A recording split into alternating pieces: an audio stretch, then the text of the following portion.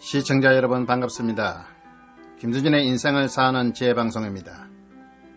사랑하는 여러분, 지난 시간에 계란으로 바위를 깨어버린 사람들이란 주제로 이스라엘 민족의 생존 정신을 말씀드린 바가 있습니다. 그들은 계란으로 바위를 깨어버린 사람들이었습니다. 그들은 간이 배 밖에 나온 사람들이었습니다. 여러분, 그들은 6.1 전쟁에서 일당 10백 천을 감당하는 사람들이었습니다. 그래서 그들은 그들의 생존을 위해서 대적들을 선제 공격했습니다. 이집트, 요르단, 시리아, 이라크와 레바논, 그리고 아랍연합국들을 상대로 동시다발적으로 선제 공격을 해서 그들을 초토화시키고 지리전멸시켜버렸습니다. 시리아를 상대로는 골란 고원을 빼앗고 요르단을 상대로는 요단강 서안 가자 지구를 점령하고 이집트를 상대로는 시나이 반도를 점령해 버렸습니다. 그리고는 6일 만에 그들의 영토를 3배로 넓혀 놓았습니다. 그리하여 그들의 용맹과 전술을 만천하에 과시했던 것입니다. 그리고 그 후에 더 확고한 안보를 위해서 핵무기를 개발해서 어느 누구도 자신들을 건드리지 못하게 했습니다. 중동 국가는 물론이고 세계 국가를 향해서 우리를 건드리는 자들은 니 죽고 나 죽고이니 물귀신 작전으로 나갈 테니 알아서 하시오. 두려움이 없는 그런 사람들이었습니다.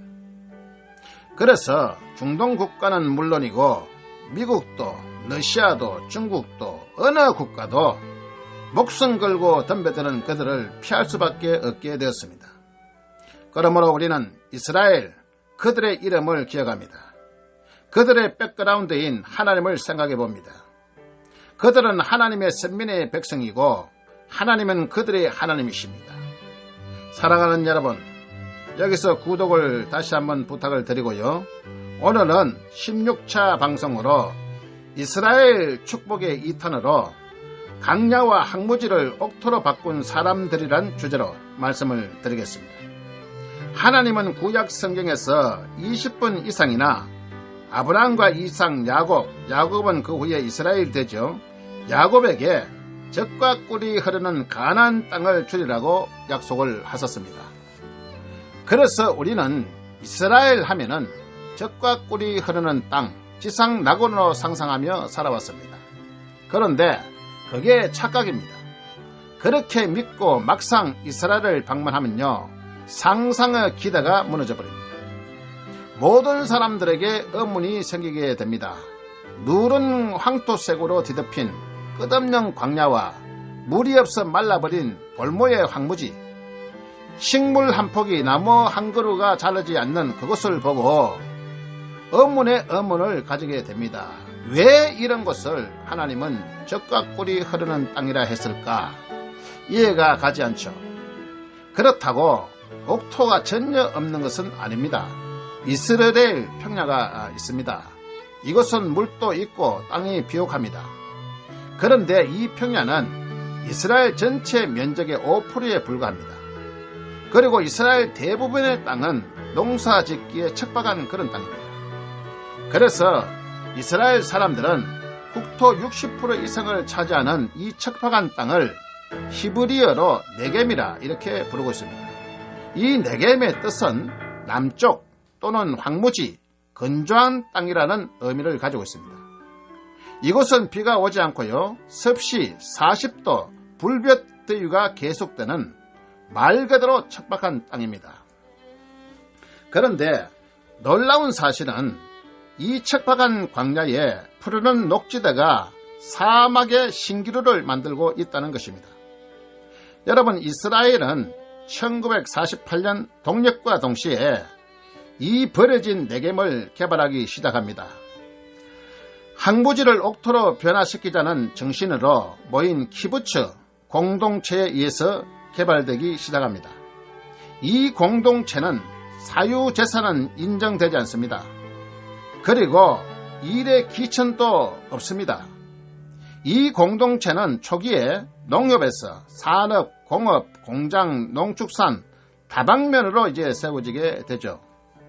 어쨌든 이들은 항무지를 옥토로 바꾸기 위해서 지하수를 개발하고 송수관을 저 멀리 갈릴리 호수까지 묻어서 물을 끌어오고 바닷물을 담수하는 등 온갖 수단과 방법을 다 동원합니다. 그런데 여러분, 이게 웬일입니까? 물이 해결되니까 농사가 시작됩니다. 그런데 놀라운 일이 벌어지죠. 여러분, 이스라엘 토양은 원래 비옥한 땅인데요, 물이 없어서 버려진 그런 땅이었습니다. 그런데 물이 있어서 이제 농사가 시작되니까 1년에 산모작도 가능한 농지로 바뀌게 된 것입니다.